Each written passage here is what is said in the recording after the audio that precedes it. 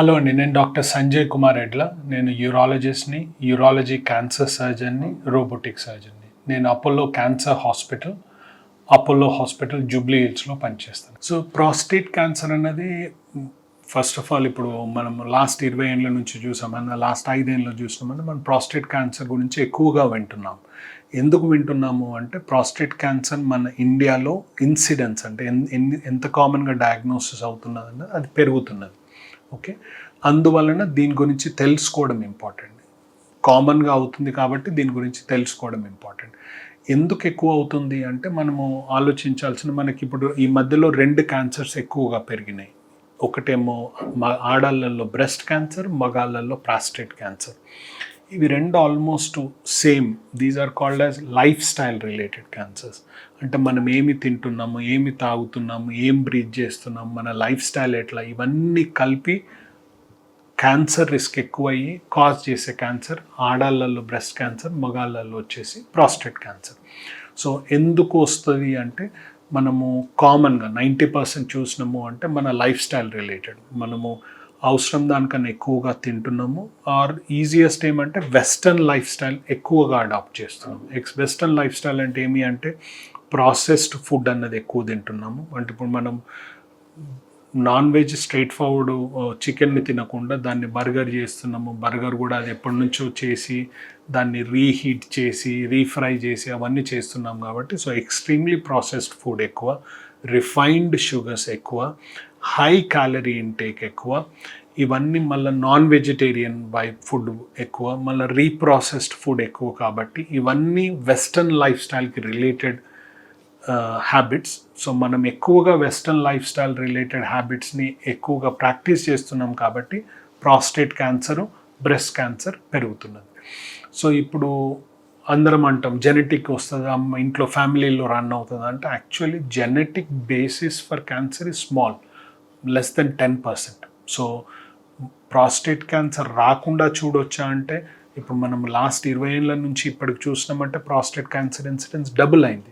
ఎందుకు డబుల్ అయింది అంటే మన లైఫ్ స్టైల్ చేంజ్ అయింది కాబట్టి. సో ఇప్పుడు రాకుండా కాపాడొచ్చా అంటే మన లైఫ్ స్టైల్ని చేంజ్ చేసుకోవచ్చు, కొన్ని మందులు కూడా ఉన్నాయి. ఇప్పుడు లైఫ్ స్టైల్లో ఏం చేంజ్ చేయొచ్చు అంటే మనకు యాక్చువల్లీ తెలుసు. ఇప్పుడు 20 ఏళ్ళ కింద ఏం చేసేవాళ్ళము, ఇప్పుడు ఏం చేస్తలేమో అవి చేయాలి. ఎక్కువగా ఆకుకూరలు ఎక్కువగా తినడము, అవసరం ఉన్నంత తినడము, సో దట్ మనం అంత లావుగా లేకుండా చూసుకోవడం బెటరు. మూడోది వచ్చేసి ప్రాసెస్డ్ ఫుడ్ కాకుండా ఫ్రెష్ ఫుడ్ తినడం బెటరు. ఫ్రెష్లీ ప్రిపేర్డ్ ఫుడ్ కూడా తినడం బెటరు. మళ్ళీ ఎక్కువగా నాన్ వెజిటేరియన్ బేస్డ్ ఫుడ్ కాకుండా వెజిటేరియన్ బేస్డ్ ఫుడ్ తినడం బెటరు. టొమాటోస్ ఎక్కువగా తినడం better. Okay, and less processed food. అంటే మొత్తం మీ బర్గర్లు తినొద్దా అంటే రోజు తినకుండా అప్పుడప్పుడు తినడం బెటర్. ఓకే, సో ఇవి నార్మల్గా లైఫ్ స్టైల్. అది కాకుండా ఏమి అంటే ఒబిసిటీ ఉన్నారు, మీరు లావుగా ఉన్నారు, ఆల్మోస్ట్ ప్రతి ఇంచు మీ బెల్ట్ సైజ్ పెరుగుతున్నది అంటే మీ ప్రాస్టేట్ క్యాన్సర్ రిస్క్ పెరుగుతున్నది. సో ఎలా పెరుగుతూ అంటే మీ బెల్ట్ సైజ్ ఎంత తక్కువ ఉంటే అంత తక్కువ risk prostate cancer. So prostate cancer as such preventable అంటే మనకు వచ్చే ఛాన్సెస్ని తగ్గించవచ్చు. జెనెటిక్ ఉంటుంది కానీ చాలా 10%, మిగతా అంత వచ్చేసి లైఫ్ స్టైల్. లాస్ట్ వన్ అన్నాను మందులు కూడా ఇవ్వచ్చు అన్నాను. సో ప్రాస్టేట్ క్యాన్సర్ వచ్చేసి టెస్టోస్టిరోన్ మీద డిపెండెంట్ ఉంటుంది. అంటే బాడీలో ఉన్న మగాళ్ళలో అందరూ ఉండేది టెస్టోస్టిరోన్. సో టెస్టోస్టిరోన్ని మనము నార్మల్ టెస్టోస్టిరోన్ నుంచి నార్మల్గా పనిచేయడానికి దాన్ని డైహైడ్రో టెస్టోస్టిరోన్కి కన్వర్ట్ అవుతుంది. సో డైహైడ్రో టెస్టోస్టిరోన్ మనం ఏదైతే ఆ కన్వర్షన్ని ఆపినామో అంటే ప్రాస్టేట్ క్యాన్సర్ని కూడా తగ్గించవచ్చు.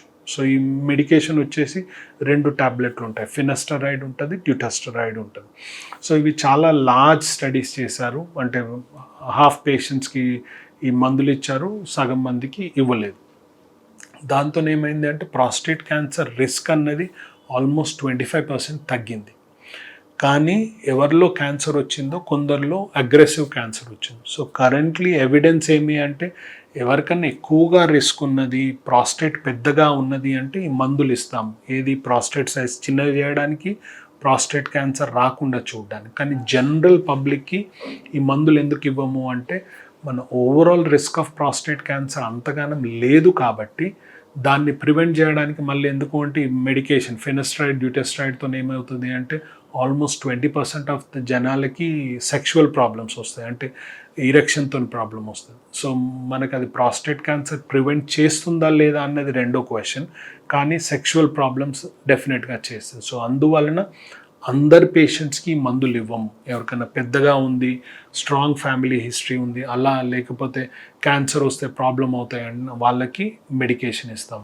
మనము ఏం చేయగలము అంటే మన లైఫ్ స్టైల్ని చూసుకోవడం, మనం ఏం తింటున్నాము, ఏం తాగుతున్నాము అని కరెక్ట్గా చూసుకున్నాము అంటే ప్రాస్టేట్ క్యాన్సర్ రాదు అని చెప్పలేను, కానీ వచ్చే ఛాన్సెస్ తగ్గించుకోవచ్చండి. Thank you.